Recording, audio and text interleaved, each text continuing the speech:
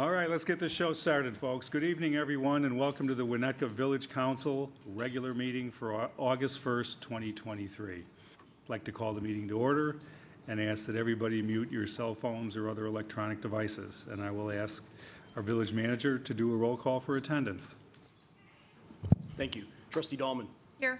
Trustee Dearborn. Here we go. Here. Trustee Apatow. Here. Trustee Orsic. Here.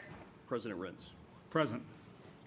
Okay, item 2 is the Pledge of Allegiance, and I've asked Trustee Apatow to lead us this evening. To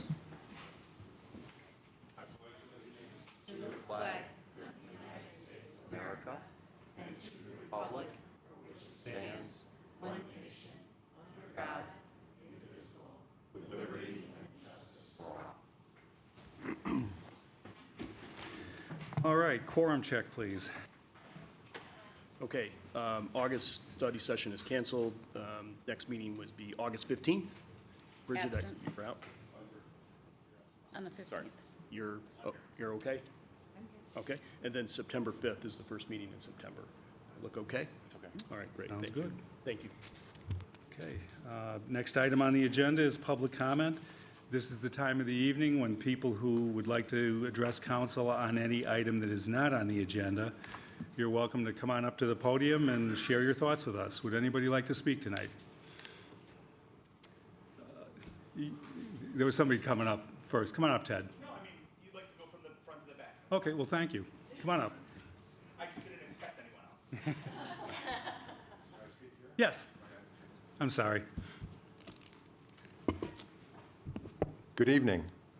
Hi, my name is Pete Fawcett, and I live at 563 Ash Street here in Winnetka. I'm a longtime resident of Winnetka. I won't tell you how long because I don't want to age myself, but many years. And in the spirit of full disclosure, I want to let you know that my brother-in-law, Bob Dearborn, is a trustee. And Bob and I have been recently talking about some of the matters pertaining to Lake Michigan. And Bob encouraged me to come tonight to say a few words, so here I am. First, I'd like to make a couple comments, and the first one I'd like to comment on is the moratorium that you have put together regarding doing further work on the bluffs here in Winnetka. And I applaud the trustees for doing that. I think it's a great thing. As I understand it, most, if not all, of the communities on the North Shore have some sort of ordinance pertaining to the bluffs, and we don't have one, and I think it's appropriate that we take time to study it, and I'm glad that you've decided to do that. The second comment that I'd like to make pertains to the access points that we have to Lake Michigan, specifically 2 of them, one at the end of Spruce Street and one at the end of Willow. As you may know, the one at Spruce Street is closed because the stairs there that go down to the lake have been demolished. It's been that way for over a year, and I'm hopeful that that can be restored so that that access point can be provided to people, the residents here in the city or the town. And then secondly, the one on Willow is now fenced off, and there's no gate there. So I would encourage you to consider putting a gate there so, again, the residents would have access to the lake at that point. That's it. Thank you. Okay, thank you. Come on up, Ted. I forgot my phone, so I don't have a timer. I'll try my best. Hi, Ted Winnichenko. So I am here again to talk about the sidewalk by New Trier. So, as the council said, all village land is priceless, I'm paraphrasing. We should do everything we can to protect all of it. And I can't help but wonder why there's such a difference in how 2 things have been approached.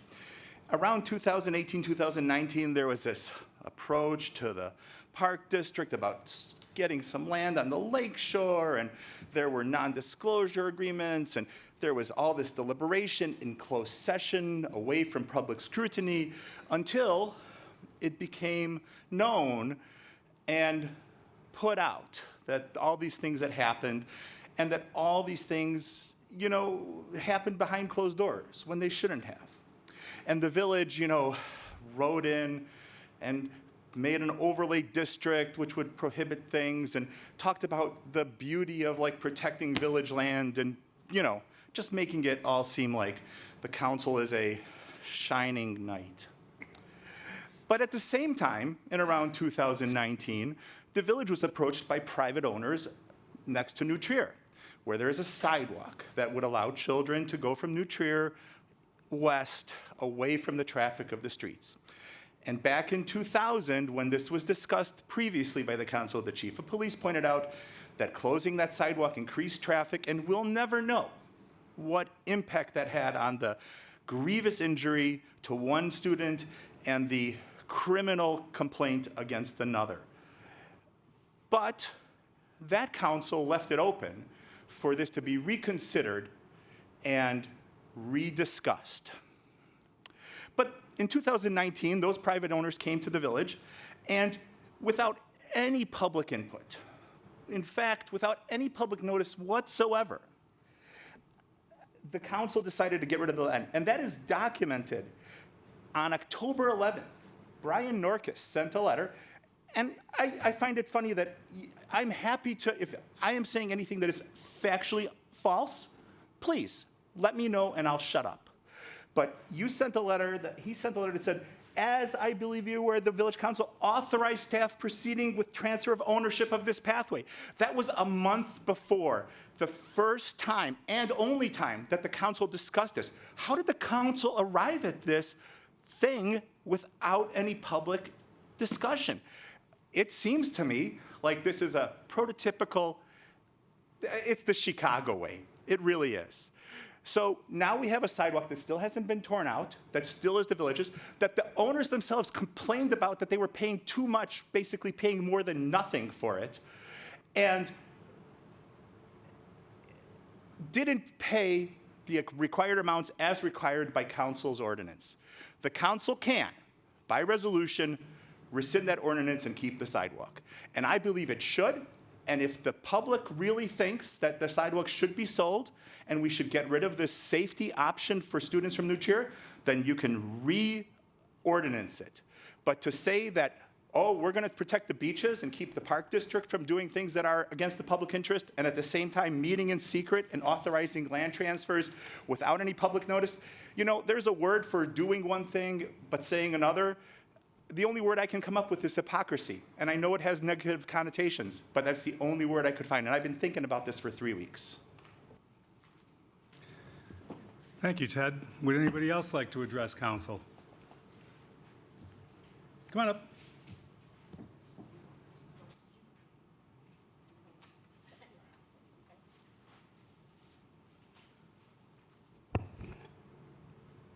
Hi, I'm Susie Schreiber. I'm a Winnetka Park District resident and very long time Winnetka resident. And this is a request for some coordination between our governmental units and our private citizens. And it regards E. coli and rip currents. So it really is, hopefully will be directed so that we can have a better notification system on the lakefront for everybody. This past weekend, we had both a rip current and bacteria posted closings at Tower Road Beach on separate days. Tower Road Beach was well posted at the top at the car entrance for all to see.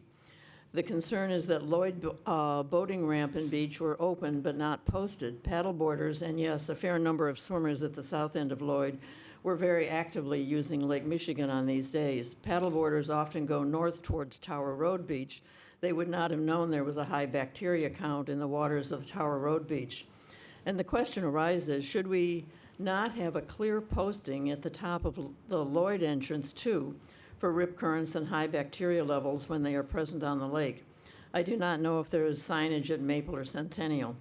The general public, both private beach owners and those using the public access areas, should probably have an easy and clear web posting from the village, who does the bacteria testing, and from the park district as to when it is safe and not safe to access Lake Michigan on days when weather and bacteria alerts are posted in some places. This is an area for general public intergovernmental coordination, and I would hope address the issue. I goofed on my typing here. Anyway, and would hope that these issues can be addressed with ease for the benefit of all users. Private beach owners would like to know the local conditions too. Thank you for considering this request. Thank you.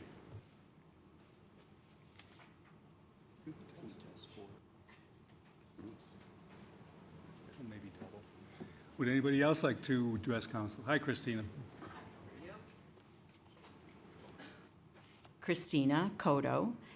I just have two things that I wanted to advance as a private citizen.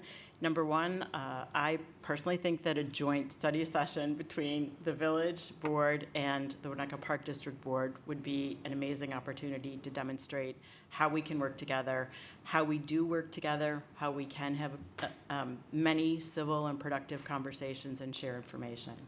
I understand your calendar for September is quite full, so perhaps October might be a good time to think about that. Looking forward, which is what we are all focused on for our beaches, we'd like to make sure that we can share information about how to protect the beaches, how to repair the beaches, how to add ADA access to the beaches, and really how to get these beaches open. So, thank you. Thanks, Christina. That's a good idea. Anybody else? Seeing none, I will close public comment. Go back to the agenda here, see where we're at. Okay, item 5 this evening is reports. Trustees first. We'll start with Tina. No report. No report? I actually did the farmer's market this weekend, and if you want a brief report, it was very well attended. It was a nice day. People were happy. We had about 15 people stop by the tent. About 3 of them were saying, you know, thank you for working on the lakefront issue. About 3 people were very interested in what's going on with One Winnetka, and some people were offering design ideas on that. And then a couple people had questions about the Park District, and the Park District had a tent, and I sent them over to the Park District. And we had one person stop by from Children's Theater of Winnetka to say that it's the 50th anniversary, and they were interested in getting, having an opportunity to apply for being on the sticker, the village sticker, for whatever. I don't know how that proceeds. I'll forward an email to somebody. Okay, I'll forward that to you. But by and large, it was just a good day. We had a bunch of people that had moved out of town that came back in town, and we're glad to be here.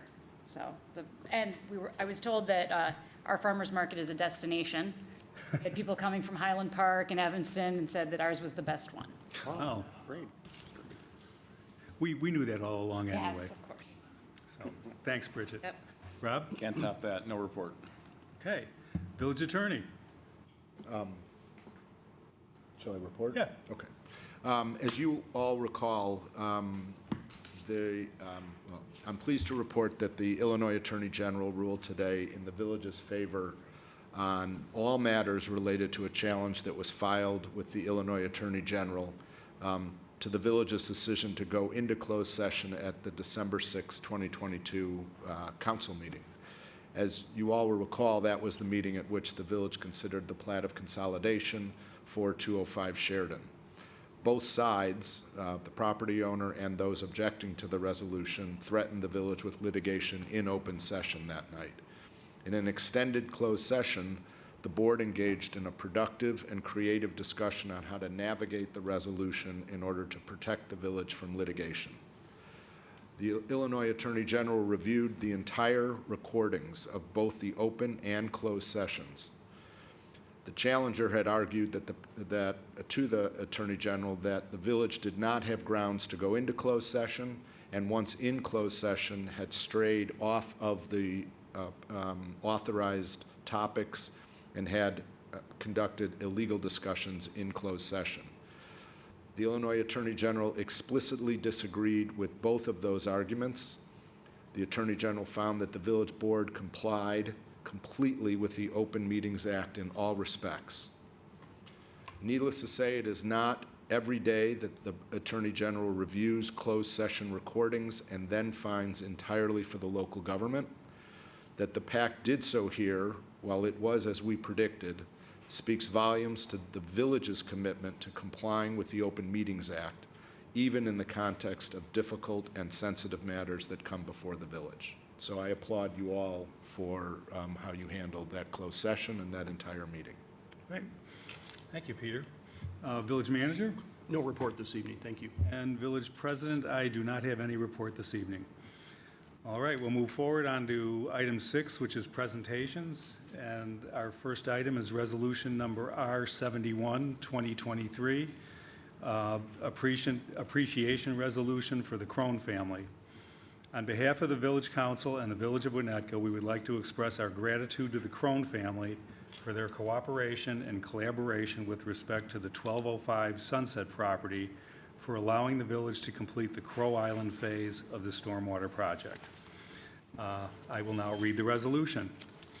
And Chris and Jen were unable to come tonight, but before I read this, anybody who knows the history of stormwater and Crow Island Woods knows that Chris was a amazing advocate for the saving of Crow Island Woods.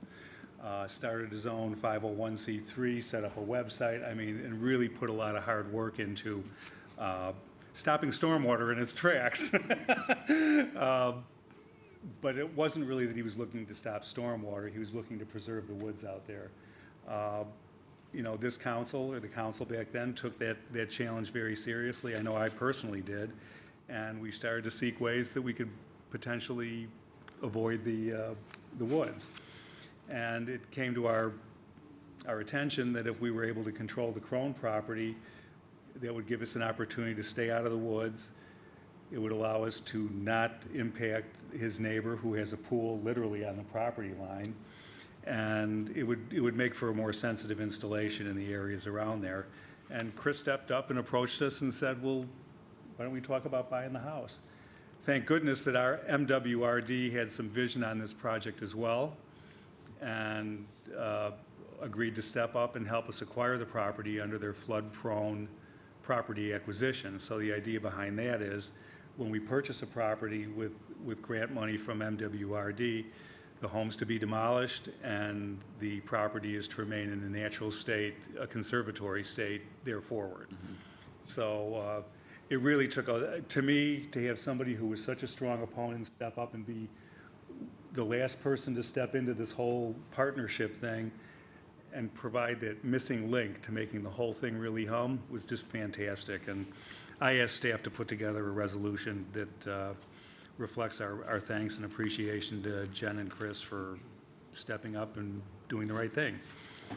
So this is resolution number R71, 2023, the Village Council of Winnetka, Illinois, August 21st, 2023, August 1st.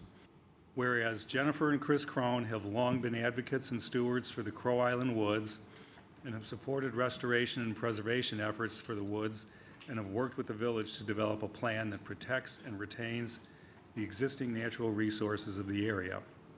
And whereas it is with great pleasure and gratitude that the Village of Winnetka acknowledges and expresses our deepest thanks to Chris and Jennifer Crone for their cooperation and collaboration in the successful purchase of the property at 1205 Sunset. And whereas, through the dedication, hard work, and strategic planning of all the parties involved, including Jennifer and Chris Crone, legal representatives and other individuals with the village, purchase of the property was executed with the utmost professionalism and efficiency. And whereas, the purchase of the property has brought significant benefits and opportunities to the Village of Winnetka and has enabled us to fulfill our vision of the Crow Island phase of the Stormwater Vision Project and achieve our goals of overall flood relief for the village. And whereas we recognize the purchase of the property signifies a significant and vital step in the completion of the Stormwater Vision Project for the Village of Winnetka, and now therefore be it resolved that the Village Council, on behalf of the Village of Winnetka and village staff, commends Jennifer and Chris Crone for their extraordinary contribution to the village and extend our sincere gratitude and warmest thanks to all individuals involved in the purchase of the property. be it further resolved that we pledge to be responsible stewards of the property and use the site to further realize the vision of the stormwater project. And I want to show the audience, when you sell us your house, folks, you get a really nice little present at the end of the day too, so. For a deal. Huh? Oh, okay. Oh, that's on the next page. Okay. Anyway, and the beauty of this is by purchasing this home, we save well over $500,000, close to $750,000 in actual hard construction costs, because instead of all of the difficulty we would have encountered otherwise, we can now take a nice, smooth, straight path, and it saved us all a lot of money.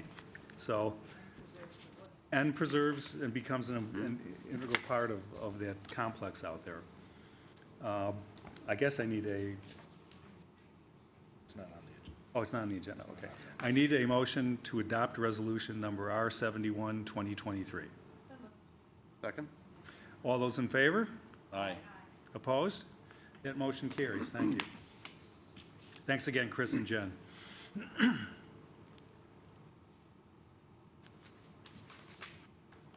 Where are we now? Oh, here we go. Thank you. Between the three of us, I'll get it right. Item 7 is the establishment of the consent agenda. Does any trustee wish to remove any item on the consent agenda for a separate vote?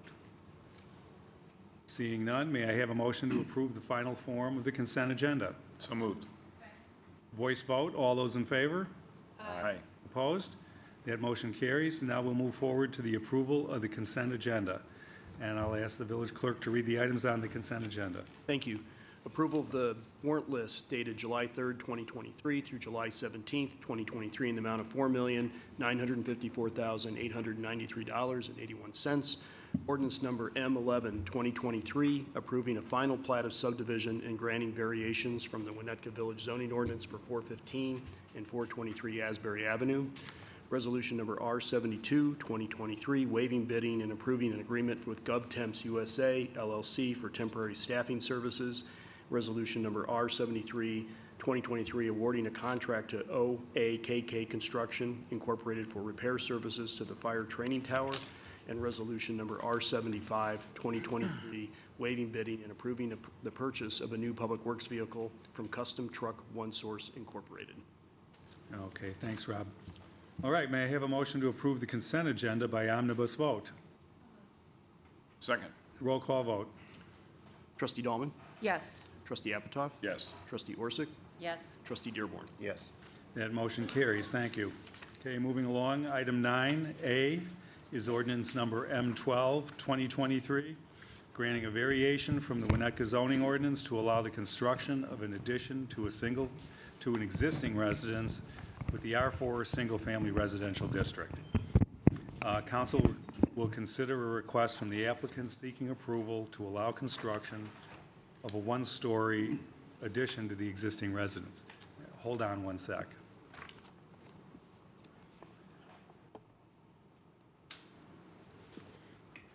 Okay, before we dig into this, Healy, are you the only person for the applicant? Yes. Okay. Does the applicant understand that if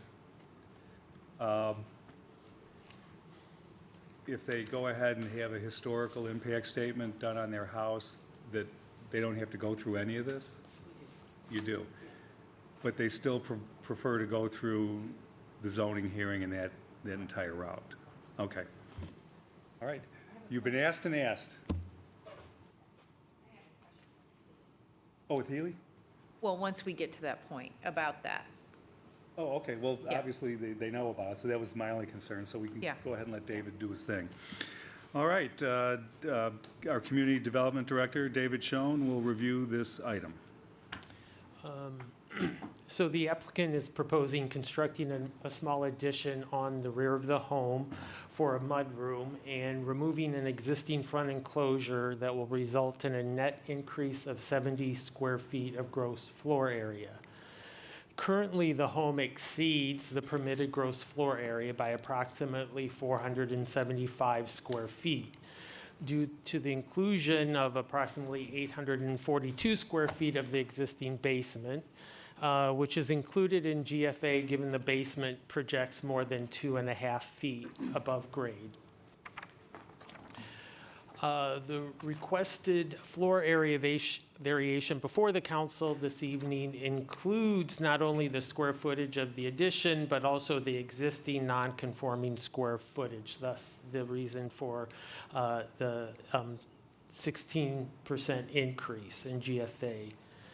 As noted in the staff report, the applicant had started the historic and architecturally significant maximum building size bonus review process by having a preliminary property history study conducted by the Winnetka Historical Society.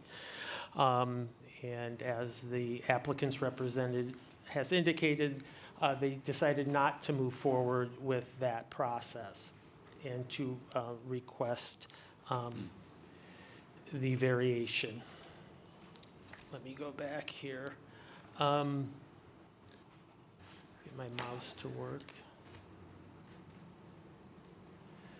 So on July 10th, the Zoning Board of Appeals reviewed the zoning variation requests, and after indicating the review of the request was based upon the standards for considering variations, and independent of the potential historic or architectural significance of the home, they unanimously recommended approval of the request.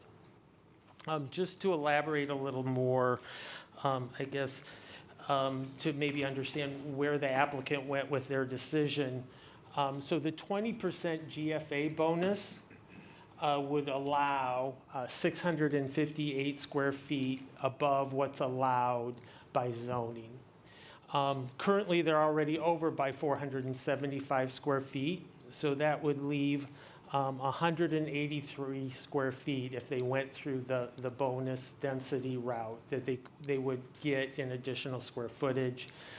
The applicant is proposing a small mudroom addition with a net increase of 70 square feet, leaving 113 square feet that they would gain by going through the bonus process. Given that their intent was to do this small addition, they decided just to go through the variation request process. And I'll let them elaborate further on that, and I'd be happy to answer any other questions. Any questions for David? Just one. On that bonus, the 20% GFA bonus, if they had gone through the whole HAIS process, I don't know how it works in the sense that if, say you come in and you only need 100 square feet, but you can qualify for 600, does that remain open, attached to your property during your ownership? Yep. So that you then, if you decide to do another project, you don't have to come back, and it remains, it's not tied to the permit and the application? Or is it something that when somebody comes in and they get that, they go through the process, and assuming it's time and cost, and I want to understand what that is, does that give people flexibility not to have to come in bits and pieces?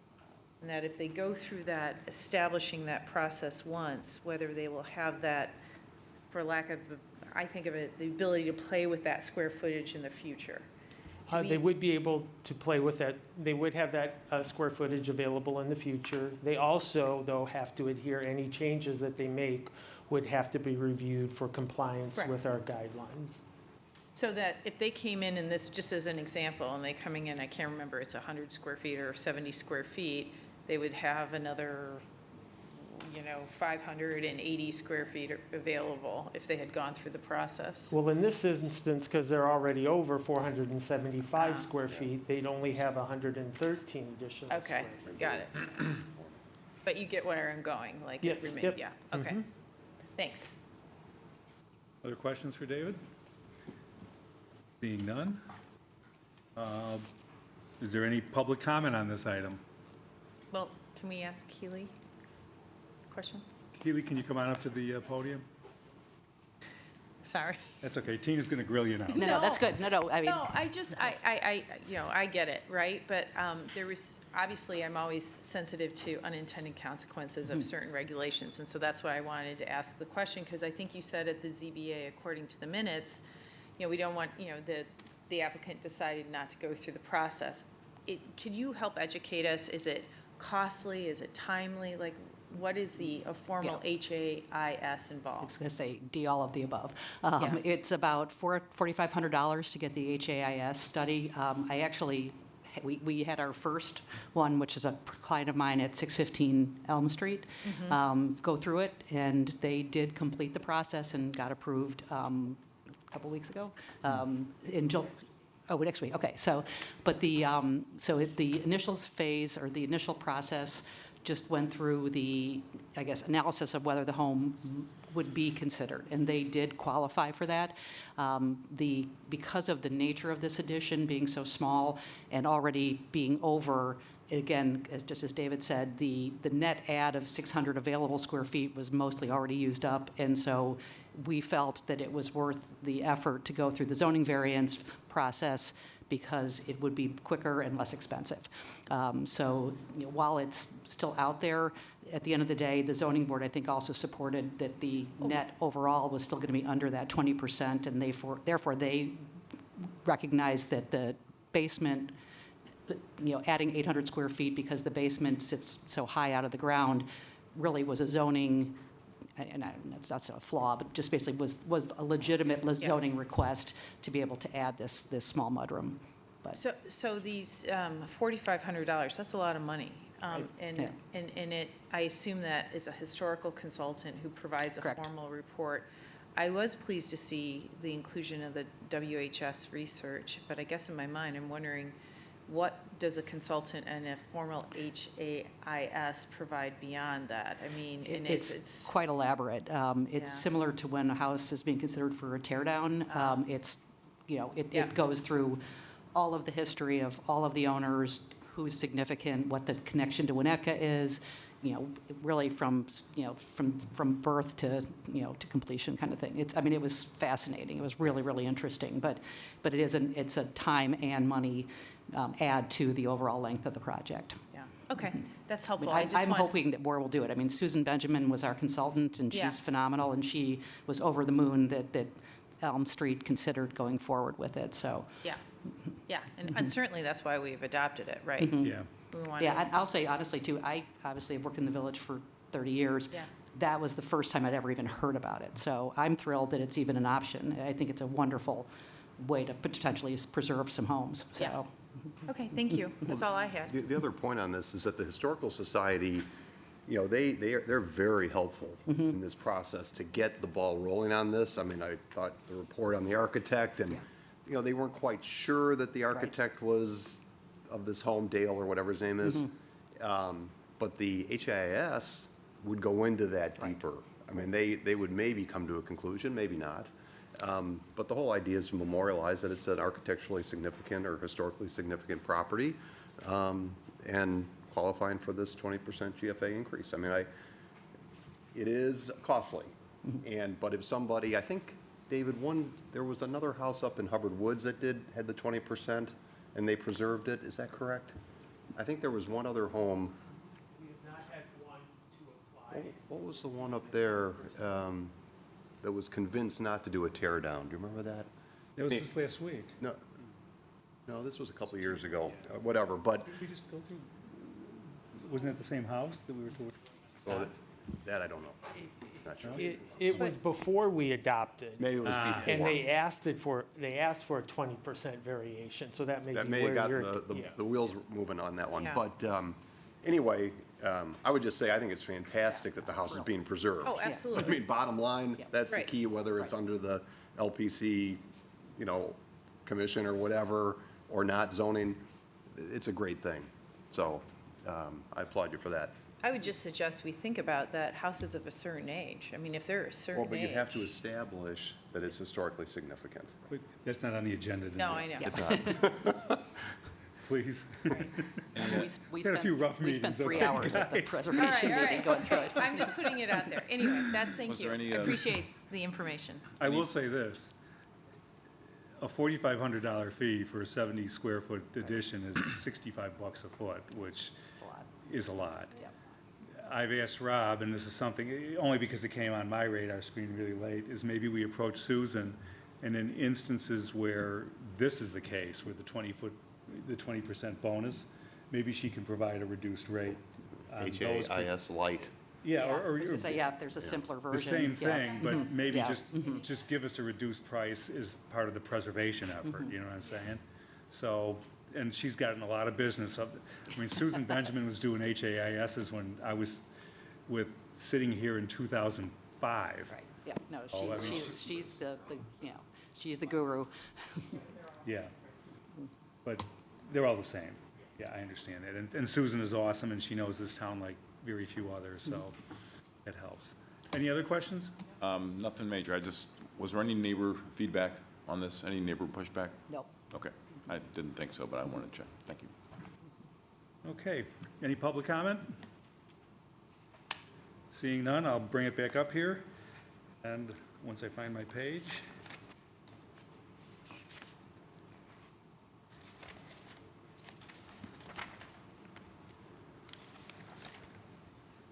Is this it? That's it. Okay, I guess question here is, since we had the unanimous recommendation from the zoning board, do we want to consider waiving introduction? See one yes, two? Okay, it looks like everybody here is supporting that, so we're going to move this right ahead to introduction, to adoption. Okay, if waiving intro, do I have a motion to waive the introduction of ordinance number M12, 2023? Voice vote, all those in favor? Opposed? Okay, that motion carries. Now, secondarily, may I have a motion to adopt ordinance number M12, 2023? So moved. And that's a roll call vote. Yes. Trustee Dahlman? Yes. Trustee Dearborn? Yes. Trustee Orsick? Yes. Trustee Apatow? Yep. That motion carries. Thanks. Good luck.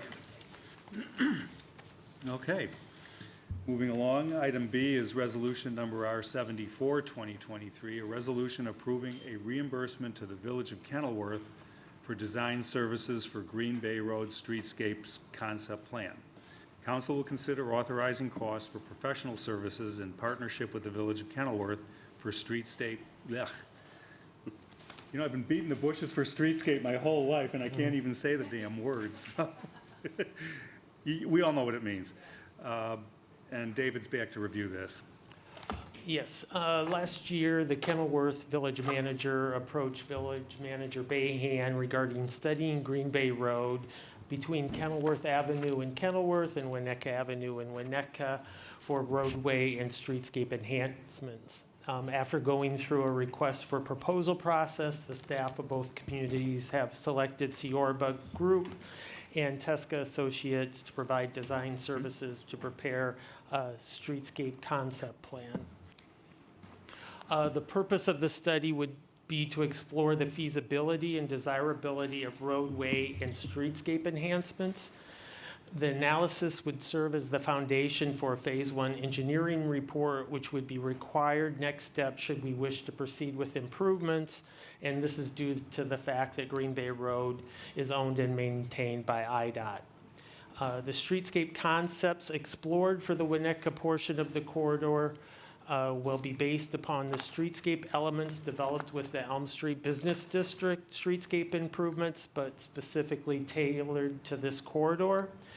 The scope of work includes a public open house to allow residents as well as property owners and business owners in the area to come out and give their input, as well as to comment on some preliminary concepts and alternatives.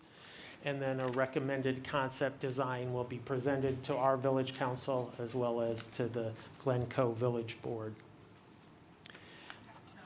I'm sorry, Kenilworth. Kenilworth will be taking the lead with this project. Winnetka will be involved every step of the way. In June, the Kenilworth Village Board approved authorizing or executing an agreement with Ciorba for $109,000. We will reimburse Kenilworth for our portion of the corridor expenses not to exceed $32,760. Though not budgeted for this year, the Business District Revitalization Account has sufficient funds to cover the project expenses, as we do not anticipate spending the total amount of $150,000 for the Hubbard Woods District streetscape design in Phase 1. And with that, I'd be happy to answer any questions. Any questions for David? This is a conversation, just so you guys know, that started much longer ago than this. When Cecily took over, what, 3 years ago now? 2 years, it was, yeah.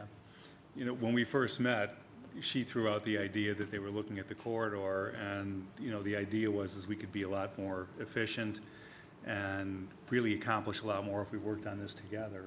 And luckily, Rob and Patrick kept the ball rolling in the meantime, and finally got it around to the point where we can start looking at this and considering it. But it's a really interesting opportunity to work with our neighbors, because if you think of that corridor, you know, you don't know when Kenilworth ends, and maybe you guys have been here your whole life too, but us 35-year interlopers still can't figure out where the line is, right? So it's nice to think we can do something there that's going to be consistent and beautiful, and will really be a benefit to both communities, and maybe give us another opportunity to continue to build on the Tala Coffee and the Range Rover deal. So a lot of good could come out of this.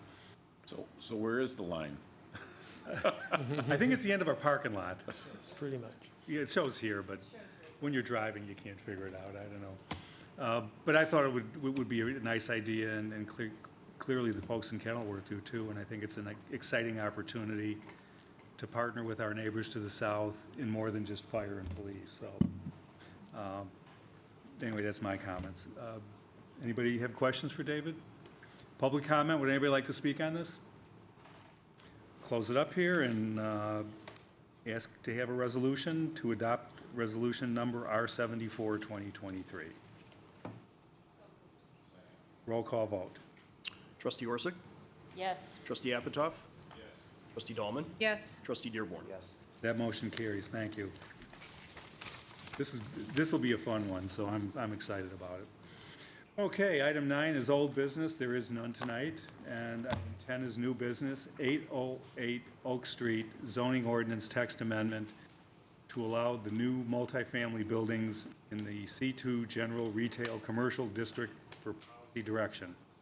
Staff is requesting policy direction from council, and David, who is a very busy individual this evening, is going to run us through this one too. Thank you, President Rentz.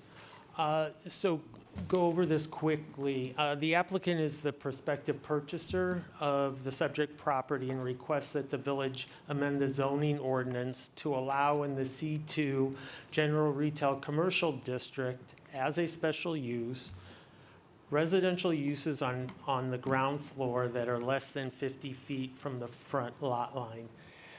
That's that zoning verbiage for, they want to build a multifamily building with no commercial components to it.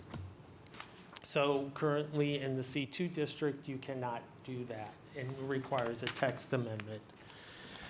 If the requested text amendment would be approved, the applicant intends to build a 4-story building shown here, which would have ground floor parking as well as the lobby for the residential units above, which would be 3 condominium units on each of the 3 levels above. It should be noted the subject property is not located in the overlay district, the commercial overlay district, and given the size of the subject property, approximately 6,100 square feet, the proposed development is not eligible to go through our planned development process because you need to have a minimum of 10,000 square feet to go through that process. As I noted, the applicant is requesting that we amend the zoning ordinance to allow by special use multifamily building in the C2 district. Currently, such a use is allowed in our C1 neighborhood commercial district, which zoning district is only applied in the Indian Hill Business District. In addition to allowing the use as a special use, the applicant has also proposed some limiting factors in terms of when a purely multifamily development could go in the C2 district. One is that the lot would need to be located on the south side of Oak Street between Chestnut and Linden Street. And then the width of the lot needs to make it physically impractical to provide both a commercial space on the lower level within the 50 feet from that front street line, and to provide any portion of the required parking. So it's trying to identify that there may be situations in which it would be appropriate to allow a multifamily building given limiting factors. So in this instance, the lot is only 33 feet wide, which makes it impractical to try to have parking accessed off the rear, because you can only have a one-way driveway going through this building. You can't have a two-way driveway going through this building. Thus, it's hard to accommodate parking on site with a lot this narrow. So, in our zoning ordinance, the code does not specify which body should hold the public hearing on any text amendment. The request is to come before the village council, and the village council is to decide what body should hold the public hearing. The council can hold the public hearing itself and consider the amendment. That would need to occur at a future meeting after we give proper notice, if that was the decision you decided. And then the council could adopt this text amendment. Now, in an instance where someone, let's say they ask you to amend the code to allow something by right, a particular use we currently don't allow by right, and they wanted it to be a permitted use, you may decide to amend the code and allow it by right, and then they can move forward through any administrative process, building permit or whatever, to occupy that space. In this instance, this use would be only allowed by special use, which means it needs to also go through our special use process. And given that it's located outside of the overlay district, it needs to go to both our Plan Commission and our Zoning Board of Appeals. And then also, because of our certificate of appropriateness process, they would also go before the Design Review Board. So if the council decided that you would consider the text amendment and adopt it, after you're done with it, then the applicant would need to go through this special use and variation process that would be necessary as part of this request.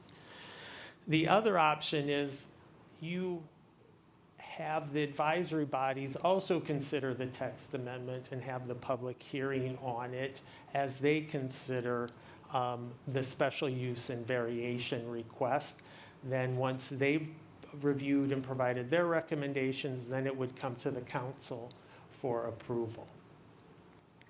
So tonight, that's all we're looking for, is direction from you in terms of where you would like this public hearing on the text amendment to go. Questions for David? I have a question. So David, on this slide, August 1st, what's the timeline for the middle row to go that route versus the timeline if we go on the bottom row? We go to the lower level commissions. Extra month, One extra month? at least. At least, or?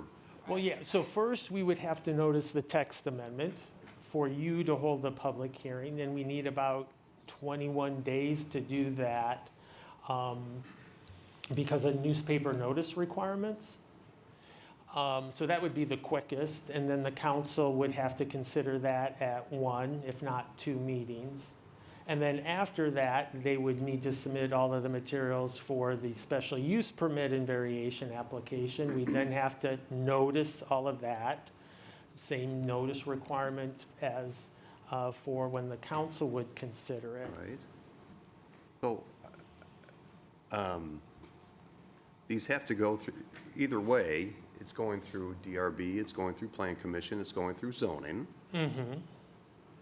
The text amendment would take 21 days to notice? What, I mean, so if you get the text amendment going through the other commissions, why does that take an extra month? Because the notice is for the public hearing on the text amendment, and only village council can have, I think, only we can have a public hearing on the text amendment. I think the confusion may be, the blue is one option, the green is a second Right. option. Correct, but I thought, Chris, that's not what But David here's the said. problem, but Bob, what it boils down to is if you look at the green Yeah, and then put, and just say village council there, okay? Oh, no, that would, I'm taking that back. You should really need another box in front of here that's a green box on, I'm sorry, on the blue space. Never mind. Now I'm confused. I've confused myself. Right. It's on the top row. Yeah. Here's the thing. He would come to village council just for, yeah, text amendment, understood. for the text amendment. Then he goes through the process. Then he comes back to village council for us to approve or disapprove the SUP and any variations. The other way, he starts out with all that stuff day one with the subsidiary boards and only comes back to us once. And they don't even deal with the text amendment. No, they would. No, they would. They still would deal with it. And they Yes, might we- have multiple hearings, too. Yeah, depending Now, on, if you think about this as like one Winnetka before the Plan Development Commission process, well, no, it's different. no, but I'm just saying, you could have 3 or 4 hearings, you know, at each board. But I would interject here and trust that both Plan Commission and Zoning Board could move this along in one meeting. I mean, this isn't rocket science here, and if it did go longer, I'd really be surprised and somewhat upset, because it's contrary to our idea to try to streamline Okay, this stuff. so we are, if the village council takes us on, we will take it on ultimately, we'll be reviewing it ultimately, and it will give the owner a month or so of a quicker process. I would strongly recommend the green boxes. I mean, The green boxes or the blue boxes? the green box, wait, Blue box means that we decide ahead of time on a text amendment, and then it Right. goes through the process. And what you're saying, Chris, is that you want each board entity, send it down the line where they gotta go anyway, so they That's have. what I and they was- only that's come what I back was to saying. us once. Yeah. Right. Right, that's the whole idea. Right, that's kind of what I thought. So Right. we go to the lower So Lower commissions boards first, initially. and then come back to That's- us. the Right. green will be more expedited? And the other thing is he can do his noticing. David could do all of his noticing while this is in process, which could also help to truncate the whole sequence a little bit. One of the thoughts I had, is that we could make somebody thinking, if you're gonna make a text amendment, to make it optional to elect into a PDC process, even though it's under the 10,000. That's a good idea. Say again, I couldn't hear that. Wow. That an applicant could opt in to the That's- plan development process for something like this rather than doing this. And you'd save a meeting. Yeah, but the benefit, and, Bridget, you sat through some of the Plan Development Commission meetings, and I did too. There is a benefit to both the ZBA and the PC, like hearing Oh, no. the same thing at the same time and hearing and talking about it. So there is a benefit to it. I wonder a little bit, since the plan development is designed for such a bigger project, and it's also considering community benefit and things like that, do we want a lot of plan development meetings for projects this small? Oh, I was just saying, it could be voluntarily by the developer, right? Right, but don't you think most of them would be like, yeah, I'll take they the would do shorter that. route, and then they're all gonna bypass the zoning and planning and go, and the PDC would become a de facto But then they have to truncated. come up with a public benefit. And we'd have to change the ordinance to include that. Okay, I mean, something to think about, Yeah, but it would. yeah. Not for this one. no. So, I mean, but I would recommend going through send them down the road, and we'll see you when you finish with that process. And I think that's gonna be the best. That's the most expedited process for If something like that's this. the case, then yes. Well, and I think it's also, it gives each subsidiary board If it were my project, I'd consideration pick green. of the text amendment, Honestly. too. I wouldn't even think about it. And I did talk to the applicant before the meeting and explain this all to him, and Paul, it sounded like you were on board with that idea, right? So. Is it okay? Yeah. So what do we have to do here then? That's the direction. No, we will take the text amendment along with the other zoning relief and have each of your zoning bodies, the Plan Commission and Zoning Board of Appeals, comment on the text amendment request. Do we have a chance to ask any question about this project or not? I just have one quick question. Well, go ahead. I mean, we're all friends. How does, Paul, how does this affect 812 Oak? Are there, I mean, they bought into 812 Oak, the people that are on, your neighbors. That's okay. large courtyard, respecting the courtyard. They have I'm going to grab you at the mic.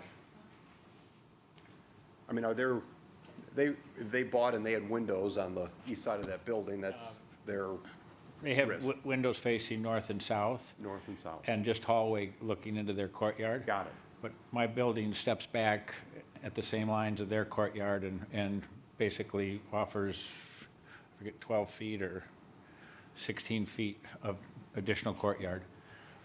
That's, to me, what makes the building work. And they'll be, David, they'll be noticed, right?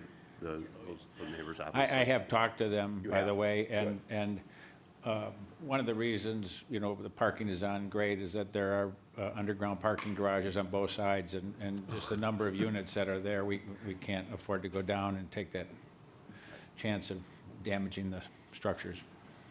So, Good. I was trying to figure out how you're going to do that parking. That's pretty good.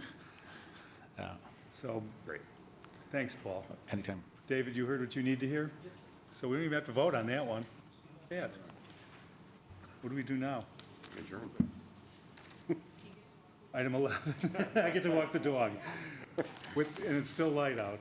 Item 11, appointments, there are none. Item 12, closed session, there is none. And item 13, adjournment. May I have a motion to adjourn? So moved. Second.